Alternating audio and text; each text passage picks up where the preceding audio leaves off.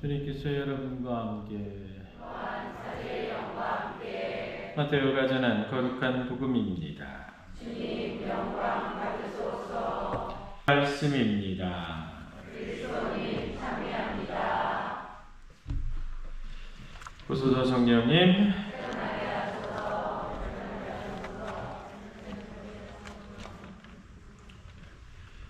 오늘 성경 공부는 베드로와 안드레아 중에서 베드로 먼저 배워보도록 하겠습니다. 제가 늘상 이야기하는데 하느님의 예수 그리스도께서 이 세상에 오셔서 가장 꿈꾸었던 나라는 이 세상 안에 하느님의 나라가 선포되는 것이었죠. 하느님의 나라가 이루어지는 것이었다. 이야기 기억하시죠? 네, 하느님의 나라는 어떤 나라일까? 지난번에도 말씀드렸지만 새끼 사자와 어린 양이 함께 뛰어놀 수 있는 그런 나라다가 완벽한 평화, 서로 간에 있어서 불목과 대립, 서로 간에 미움과 불화가 있는 나라가 아니라 진정으로 사랑해서 완전히 하나 될 수 있는 나라, 오로지 하느님만을 생각하며 하느님과 함께 살아갈 수 있는 나라가 바로 하느님 나라죠. 그게 천국이죠. 그렇죠? 우리가 죽어서 좋은 데 가가지고 지상에서는 못 누리던 거 다 누리면서 편안하고 행복하고 아무 고통 없이 살겠다는 그런 나라가 하느님 나라가 아니라 진정으로 하느님을 바라보고 하느님께서 원하시는 대로 내가 그렇게 완벽하게 변화될 수 있는 것, 그것이 바로 하느님 나라를 살아가는 거죠. 세상의 부조리와 여러 가지 것들, 신앙인들이 가장 많이 실수하는 것 중에 하나가 뭡니까? 세상 안에서 하느님의 사랑, 자비, 인내, 평화 엄청나게 요구하고 그렇게 살면 된다라고 이야기를 하면서 세상에 가지고 있었던 각종 부조리와 각종 비정의의 상황에 대해서는 눈 감아버리고 있는 부분들, 또 때로는 그 비정의의 상황에 동조하고 있는 부분들, 또 때로는 그 비정의의 상황과 부조리의 부분들에 대해서 그렇게 하면 안 된다라고 외치는 이들을 핍박하는 그리스도인들이 있죠. 그거는 그리스도인이라고 할 수 없습니다. 왜냐하면 하느님의 나라를 추구하는 사람이 아니에요. 그러면 결국에 그 사람은 그리스도인인 척 하는 겁니다. 그래서 우리가 성경 공부를 하는 가장 큰 이유는 무엇입니까? 내가 어떠한 방식으로 어떻게 성경을 읽고 깨달아서 그 안에 나오고 있는 수많은 인물들과 그 안에 나오고 있는 수많은 사건들을 어떻게 바라볼 수 있을 것이며 그 사건들을 내가 어떻게 인지하고 어떻게 나의 삶에 체득하게 만들 때 그때 내가 하느님 나라를 위한 진정한 그리스도인이 될 수 있을까? 내가 진정으로 그렇게 하느님 나라를 추구하고 있는 그리스도인들이 되기 위한 가장 훌륭한 교과서로서 성경을 택하고 그 성경 안에 나오고 있는 것들을 생각하는 거거든요. 근데 말 그대로 내가 오늘 배우게 되는 베드로는 몇 년도의 사람이고 어떤 사람이었고 어떤 말을 했다. 도시 그리고 백날 외워봐야 소용이 없는 거예요. 무슨 말씀인지 아시겠죠? 여러분들 각종 성경 공부 하시죠? 성경 공부 하시기도 하고 때로는 막 성경 필사 해가지고 성경 구약 신약 70 이거 다 쓰신 분도 있고 그렇잖아요. 써보세요. 요즘은 쓰는 것보다 이렇게 막 인터넷 타이핑 치는 것도 좋아요. 그래서 한번 쭉 써보세요. 근데 이제 대부분 창세기 출애굽기는 재밌으니까 잘 써지는데 저희 신명기 레위기 가면은 정말 재미없어서 잘 안 써지죠. 재미없어서 안 써지면 통과. 그러니까 창세기 출애굽기는 창세기 탈출기는 재밌잖아요. 그죠? 안 읽어봤나? 창세기 탈출기는 재밌어요. 근데 레위기, 민수기, 신명기 가면 막 같은 내용 반복이고 뭐것도 저것도 그런 것만 나오니까 그 세 개는 통과. 그 다음에 나오는 것부터 또 이렇게 써서 이렇게 쓰지 않는다 해도 읽으실 때도 재미없는 부분은 통과. 아시겠죠? 네. 그런 부분은 통과하고 쭉 읽고 나중으로 돌려놓으세요. 나중으로 제가 삼천포로도 빠지네. 하여튼 그냥 말 그대로 내가 그 성경을 읽고 성경 안에서 배우고자 했었던 거, 성경 안에 성경 공부를 더 깊게 들어가는 가장 큰 이유와 목적에 대해서 잘 알고 계셔야 돼요. 만약에 내 목적이 성경에 대한 신학적인 탐구, 또 때로는 어떤 그런 것들에 대해서 나오고 있는 것에 대한 일종의 뭐 만족, 혹은 뭐 내가 이 정도 이렇게 공부해가지고 이런 건 신학적으로 이렇게 해석이 되는구나, 그 정도 알 거면 뭐 특별하게 시간 내서 하실 필요 없고 그냥 읽어보셔도 돼요. 성경 주에서 한번 읽어보셔도 충분해요, 그건. 근데 중요한 건 그 말씀이 내 안에 들어와서 내가 하느님 나라를 정말로 진정으로 추구하는 그리스도인이 되어야 돼요. 그렇지 못하면 내가 태어날 때부터 신자였어서 죽을 때까지 신자였다 하더라도 그냥 신자였을 뿐이에요. 프란치스코였을 뿐, 베드로였을 뿐. 오늘 보게 되는 시몬이라는 이 사람, 말 그대로 예수님과 나이가 비슷했었던 것 같아요. 조금 많았거나 아주 많지도 않았어요.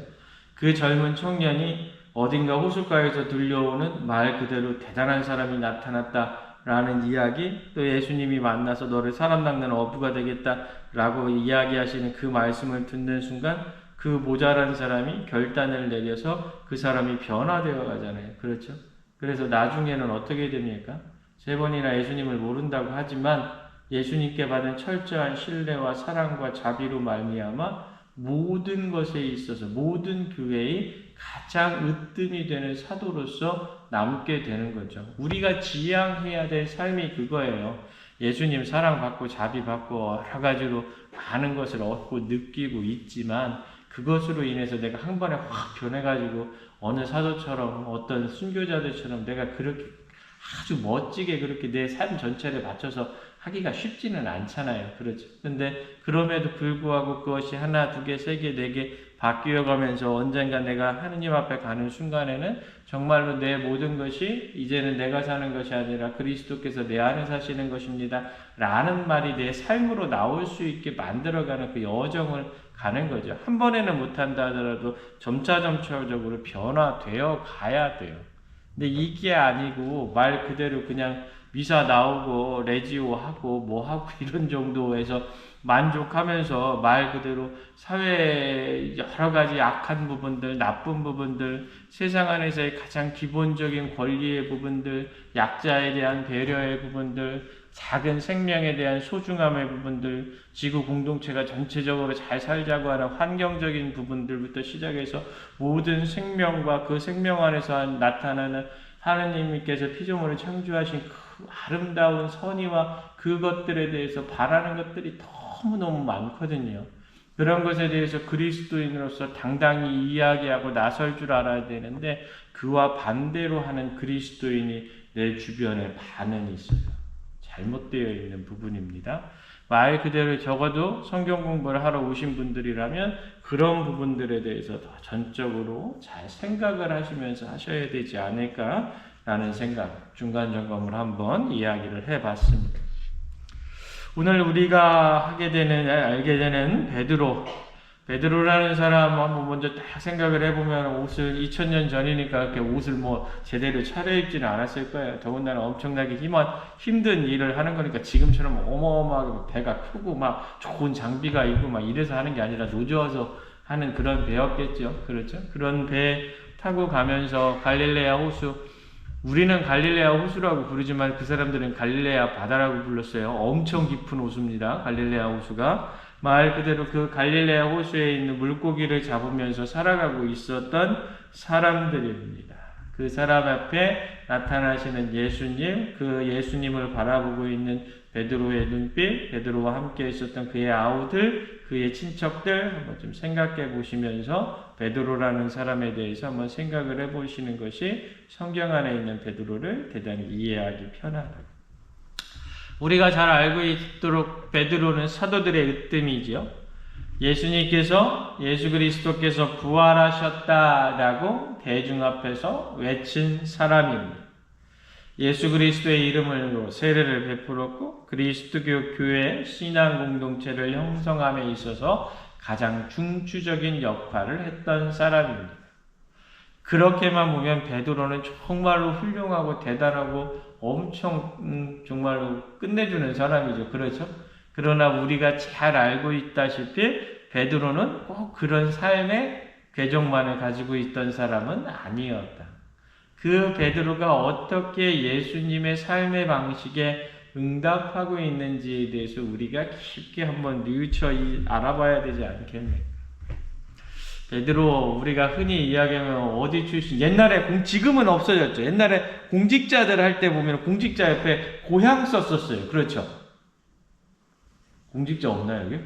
공직자 출신들 옆에서 보면 고향 썼어요. 그렇죠? 어디 전주 출신, 뭐 대구 출신, 서울 출신 썼었어요. 썼었는데, 근데 이제 지금 이제 그 지역 뭐 그래가지고 이제 없어지기는 했는데, 어찌되었든 간에 이스라엘이나 이쪽에서도 어느 지역 출신인가가 대단히 중요했는데, 우리가 잘 알고 있다시피 이 사람들은 갈릴레아 벳사이다 출신이었다라고 이야기합니다. 누구의 아들이었다? 요한의 아들이었고, 동생 안드레와 함께 어떻게 예수님께 부름을 받은 사람이었다. 그런 사도였다. 벳사이다라는 곳이 어떤 곳인가? 벳사이다라는 말 자체는 고기 잡는 집이라는 뜻입니다. 요르단강과 갈릴레아 호수가 만나는 그 지점에 형성되어 있어요. 그러니까 강과 호수가 만나는 지역이니까, 그런데 낚시해 보신 분들은 많이 아는데, 낚시할 때 이렇게 수로 같은 데에서 이렇게 물 막 유입되는 곳, 아니면 아예 깊어서 바깥으로 빠져나가는 데서 낚시하면 낚시 잘 되잖아요. 제가 옛날에 한참 낚시 좋아했었어요. 엄청 낚시 좋아해서 모든 신부들이 저한테 뭐라고 그랬냐면, 야, 네 성격에 낚시를 한다는 건 조금 의아스럽기는 하다, 그런 얘기를 하고 그랬는데, 낚시를 이렇게 하다 보면 고기 잘 잡히는 곳이 있어요. 그러면 예를 들어서 갈릴레아 바다라고 불릴 정도로 어마어마한, 그러니까 요르단강이 만나는 그곳에 무엇이 형성됐겠습니까? 마을이 형성됐겠죠. 마을이 형성되고 말 그대로 사람들이 몰려들기 시작했었을 겁니다. 말 그대로 재화가 있는 곳에 사람들이 몰려들어요. 오늘날에 있어서 지역 소멸이 일어나는 가장 큰 이유는 무엇입니까?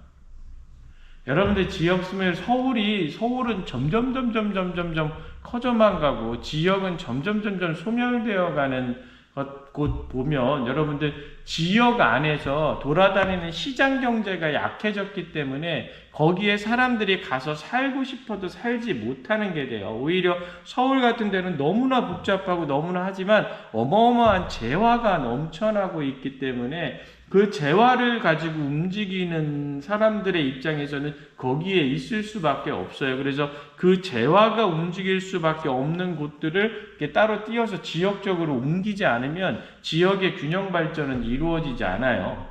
그래서 여러분들 말 그대로 어쨌든 이거는 몇천 년을 지나오면서 똑같은 형태의 부분들이었습니다. 그래서 말 그대로 요 벳사이다라는 지역에 사람들이 대단히 많이 몰리게 됐었고, 고 예수님 시대 당시에 있어서 가장 유행했었던 문화가 뭐냐면 그리스 문화예요.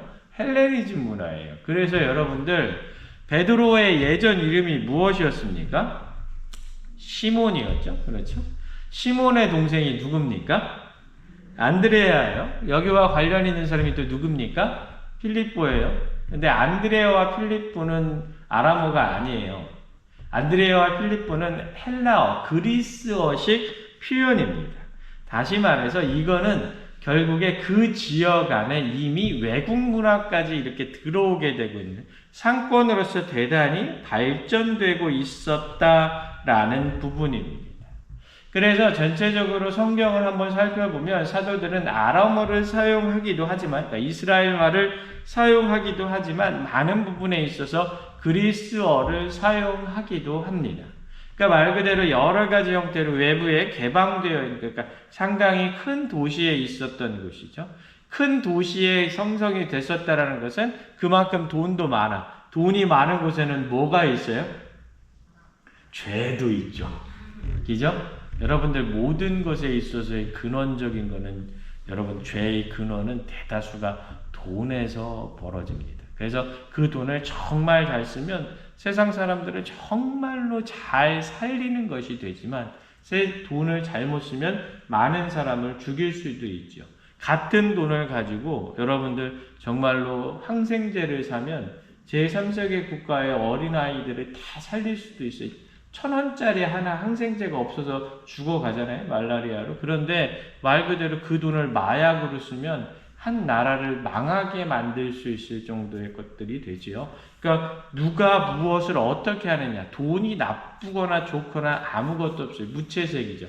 거기에 어떤 색을 입히느냐는 결국에 사람의 몫이다라는 거 한번 좀 생각해 봐야 되죠. 그래서 이 벳사이다라는 곳에서 어떤 기적이 일어납니까? 여러분들 아주 유명한 기적이에요. 5,000명을 먹이신 기적이 여기서 나요. 코라지나, 벳사이다, 가파르나움 엄청 예수님한테 욕먹잖아요. 그렇죠? 왜? 그렇게 기적을 보여줬는데. 이게 왜 갑자기 돌아갈까요? 공조기가? 수녀님, 이거 봐봐요. 지가 혼자 막 켜졌다 꺼졌다 해요? 야, 성령의 인도를 받으시고. 고쳐야겠네. 말 그대로 어마어마한 기적을 보여주고 어마어마한 것을 했는데 사람들의 반응이 어땠던 거예요? 시큰둥했던 거예요. 예? 그러니까 그런 시큰둥한 반응 속에서 어떻게 예수님께서는 그 부분들에 대해서 이런 기적을 말 그대로 다른 곳에서 일으켰으면 훨씬 더 했었을 텐데 너희들은 이게 무엇이냐, 이런 질타의 부분들이 있는 거죠. 그러니까 세상 안에서 세상의 것에 많은 사람들이 이 주의가 기울어져 있었기 때문에 하느님의 것에 대해서 같은 것을 보여줘도 하느님의 관심을 갖고 있는 사람과 그렇지 못한 사람들의 차이가 어마어마하게 났던 겁니다. 이 벳사이다라는 장소는 제가 한번 설명드렸었는데 나중에 율리아스라는 곳으로 지명이 바뀝니다. 이 지명이 바뀌는 뭐 그런 것들은 결국에 뭐냐면 마을의 크기가 예를 들어서 조금만 해도 우리 대전시였다가 대전 광역시로 바뀌는 거랑 비슷하다라고 생각을 하면 됩니다. 그래서 헤로데의 아들이었던 필리포스라는 그 분봉왕이라고 그러죠. 헤로데가 이만큼 다스리고 있다가 지 아들한테 이만큼 이렇게 나눠줄 때 필리포스가 다스리고 있던 땅이 여기에 벳사이다가 있었어요. 거기를 말 그대로 율리아스라는 것으로 합니다. 율리아스 어디서 많이 들어본 이름 같지 않습니까? 그렇죠. 로마식 표현이잖아요. 뭐요? 이거 한 거예요. 내가 이렇게 큰 도시를 당신 이름으로 해줄 테니 해주십시오. 이런 것들을 했던 거예요. 그러니까 그 지역적인 부분들이 말 그대로 하느님의 것보다는 세상의 것을 많이 추구했었던 부분이라고 알 수 있습니다. 그런데 그곳에서 누가 나왔냐? 가장 훌륭한 사도들이 나오는 겁니다. 그러니까 세상 안에서의 어떤 지명적인 측면만 한번 살펴보더라도 이건 이제 결국에 우리들의 어떤 상상이나 우리들의 어떤 묵상의 결과일 수 있는데 아무리 어렵고 힘든 곳 안에서도 예수님을 철저하게 따랐던 사도들의 모습이 나올 수도 있고 사도들의 모습들, 사도들이 배출된 곳이다 하더라도 그것이 오로지 하느님만을 따르는 것이 아닐 수도 있다는 것을 반드시 기억해야 되는 겁니다. 그러니까 늘상적으로 성찰, 늘상적으로 되돌아봄이 필요하지 않겠는가. 이 벳사이다라는 표현은 우리가 익숙해요. 왜냐하면 복음서에서 자주 등장하고 있기 때문에. 근데 제가 방금 전에 말씀드렸듯이 이 율리아스라는 도시 지명은 기원 후 약 한 30년, 그러니까 필리포스라는 왕이 바꿨는데 그 왕이 기원 후 34년까지 다스렸거든요. 그러니까 34년 이전에 바뀐 거예요. 그런데도 벳사이다라는 표현이 기원 후 50년에서 70년경에 쓰여진 마르코 복음이나 이런 곳에서 등장한다라는 것은 그 이전에 이미 어떤 것들이 있었다? 뀨엘레 문헌이라고 흔히 이야기하는 그 어떤 전승이라고 표현되는 요만한 여러 가지 기적들을 조금씩 단편으로 묶었었던 것들이 있었다라는 거죠. 거기에는 벳사이다라는 표현이 등장했고 그거를 그대로 마르코 복음사가가 편집하면서 갖고 왔기 때문에 벳사이다라는 것으로 정해졌다 생각하시면 됩니다. 완벽하게 오늘날에 있어서 그곳이 어디다라고 알 수는 없습니다. 그러나 적어도 그 방금 전에 제가 말씀드린 대로 그런 형태의 어떤 부분들을 띈 지역에서 베드로가 예수님께 뽑혔다라는 것. 그렇다면 그 사람들은 삶의 변화를 한번 궤적을 생각해 볼 필요가 있습니다. 베드로는 결혼했었습니까? 안 했었습니까? 결혼했었어요. 결혼했으니까 장모가 있지. 그죠? 장모가 아파서 예수님이 가서 낫게 해주시잖아요. 장모가 있었던 사람, 그러니까 한편으로 보면 예수님 따라간다고 지 자식도 버리고 처자식이라고 그러나요? 처자식도 버리고 다 버리고 간, 솔직히 말해 좀 뭐라고 해야 되나? 우리식으로 표현하면. 근데 하여간 간에 장모가 있었어요. 장모가 기혼자였었어요. 기혼자였었고 평범한 어부였었고 배를 끌어다 댔다. 아버지와 아들과 배를 끌어다 대고 있던 가업을 가지고 있었던 집이었었고 배를 가지고 있었을 정도였으니까 그렇게 아주 가난하기까지는 아니었지 않았었을까? 말 그대로 중산층의 평범한 삶을 살아가고 있었던 베드로인데 그 베드로가 예수님을 찾아갑니까? 예수님이 베드로를 찾아갑니까? 예수님이 베드로를 찾아가죠. 되게 중요해요, 여러분들. 여러분들이 예수님을 찾아갔다라고 우리가 흔히 많이 생각해요. 내가 나중에 말 그대로 모태신앙이 아닌 이상이야. 내가 성당에 와가지고 예비저교리 1년 받고서 세례 받으면 말 그대로 내가 예수님 찾아왔다라고 생각하는 게 아니에요. 예수님이 여러분들을 찾아내신 거고 예수님이 여러분들을 부르신 겁니다. 그거 꼭 기억해야 돼요. 선호가 바뀌면 내가 예수님을 선택했다고 돼요. 그러면 어떻게 돼요? 내가 예수님 버릴 수 있어요. 내가 선택한 거잖아요. 그런데 내가 선택받으면 어떻게 돼요? 내가 버리거나 내가 선택한 게 아니기 때문에 버릴 수 없어요. 그래서 여러분들 신앙 안에서 엄청 중요한 이 마음가짐이 돼요. 그래서 여러분들은 어떤 사람들이다? 예수님께 선택받은 사람들이다. 더 좋은 표현으로 예수님께 간택받은 사람들이다. 되게 중요한 부분 중에 하나예요. 베드로가 자신의 동생과 함께 그물을 정리하고 있는데 예수님께서 다가오셔서 어떻게 내가 너희를 사람 낚는 어부가 되게 하겠다라고 합니다. 그러자 그들이 어떻게 배를 버리고 아버지를 버리고 그 즉시 예수님을 따랐다라고 이야기합니다. 정말 그랬을까? 어떻게 생각해요? 정말 그랬을까요? 훌륭하십니다, 여러분. 저는 개인적으로 그렇지 않았을 것이다 생각합니다. 이건 나중에 후대 유튜브에 나갔는데 이렇게 말합니다. 솔직한 얘기로 그건 좀 너무하지 않습니까? 결혼까지 한 사람이 말 그대로 어느 정도의 이야기는 해야 되지 않았었을까라는 생각 저는 합니다. 그 부르자마자 예! 하고 간다? 그것도 좀 이상한 것 같기도 하거든요.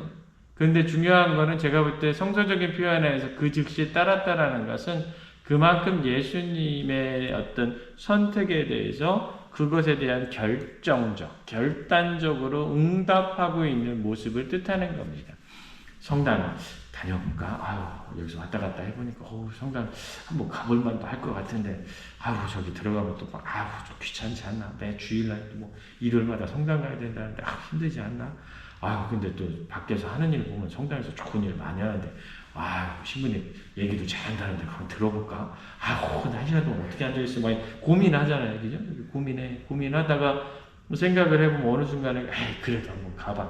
이 결단이거든요. 그 중간에 내가 설왕설래하고 조금 왔다 갔다 하는 거, 그거는 제가 볼 때 그거는 미적거린다라는 표현은 좀 아니고요. 모든 사람이면 다 갖고 있는데 내가 결단을 하느냐 결단하지 못하느냐의 차이거든요. 그 결단의 부분들, 예수님의 선택에 의해서 예수님께서 부르셨지만 그것에 대해서 응답하는 것은 오로지 누구의 몫이다? 베드로의 몫이고 안드레의 몫이고 여러분들의 몫이다. 그러니까 여러분들이 선택한 건 아니지만 예수님의 부르심에 대해서 여러분들이 어떻게 그것에 대해서 결단해야 된다. 예수님께서 손을 내미시면 내가 손을 내밀 것인가 안 내밀 것인가는 스스로 하는 것이다. 이게 대단히 중요해요. 모든 성경 안에서 신앙 안에서의 모든 매체는 먼저 다가오시는 예수님, 그게 우리 그래서 계시종교잖아요. 먼저 내려오신 하나님, 먼저 보여주시는 하나님, 그렇게 내려오시면 그것을 볼 것이냐 말 것이냐, 손을 잡을 것이냐 말 것이냐, 따라갈 것이냐 말 것이냐에 대한 선택은 누구의 몫이다? 우리들의 몫이다. 그렇게 돼서 어떻게 됩니까? 나중에 이름까지 바뀌게 되죠. 시몬에서 어떻게 바위를 뜻하는 이스라엘 말 게파로 바뀌게 되고, 게파에서 그리스어 표현, 바위의 표현이 게파인데 그 게파가 베드로라는 그리스어 표현으로 바뀌게 되는 겁니다. 여기까지만 하고요. 다음번으로 넘어가야 될 것 같습니다. 여러분들 이 계파라는 표현 그러면 너는 베드로이다. 그러면 너는 송준명이었는데 송준명에서 프란치스코다 이렇게 바뀐 거라고 생각하는 경우들이 많이 있죠. 그렇죠? 근데 그렇게 이야기하는 것도 뭐 분명 뭐 맞을 수는 있겠는데 그거보다는 이 예수님께서 이야기하고 계시는 부분들 사람들이 나를 누구라고 하더냐라고 시몬한테 부르시죠. 예수님. 네. 예언자라고도 하고 누구라고도 하냐. 그럼 너는 나를 누구라고 생각하냐. 당신은 살아계신 하느님의 아들 그리스도이십니다. 그러죠? 예수님의 이름은 뭐예요? 예수님이잖아요. 그죠? 예수님의 이름은 예수님인데 우리 뭐라고 불러요? 예수 그리스도라고 부르죠. 이 그리스도라는 것은 예수님이 어떤 분이신가를 나타내는 이 표현이 정확할지는 모르겠지만 직이나 직함 이런 거라고요. 메시아 말 그대로 하느님의 아들이라는 그분의 정체성을 드러내는 말이거든요. 그러니까 베드로라는 말도 똑같아요. 그래? 그러면 너는 무엇이다? 앞으로 베드로이다. 이거는 말 그대로 예수 그리스도, 그리스도라는 호칭을 이야기한 시몬에 대한 응답의 부분이 있어요. 그래서 너는 어떻게? 그렇게 교회 안에 모든 것을 말 그대로 네 위에 세우게 되는 반석과도 같은 직함을 갖게 될 것이다. 너는 그 반석이 될 것이다. 너는 교회를 완전히 지탱하는 것이 될 것이다. 라는 것을 이야기하는 겁니다. 바위라는 것, 바위 위에 우리가 흔히 집을 지니까 또 교회의 기초다, 뭐다, 뭐 이렇게 생각을 하는데 그것과 더불어서 가장 중요한 게 뭡니까? 기초에 가장 중요한 거예요. 여러분들. 집이 이렇게 무너지지 않게 만드는 겁니까? 아니죠. 움직이지 않게 만드는 거예요.